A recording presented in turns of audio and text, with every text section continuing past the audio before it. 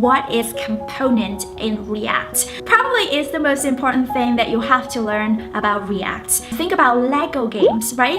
And every little part of this Lego is built up in small little components. A really great example for you to look at is probably Airbnb's website. So what exactly is a component look like? So a component looks just like HTML, but it's not an HTML. HTML is embedded into JavaScript. So think about you are basically writing JavaScript, but you also pulling HTML inside of your JavaScript. And another thing that you really want to remember is this thing called props. So props to a component, it's really similar to how an argument to a function. When we're passing props into a component, we use curly brackets, or sometimes I call it croissants because it just looks like croissants, and you pass in with those little croissants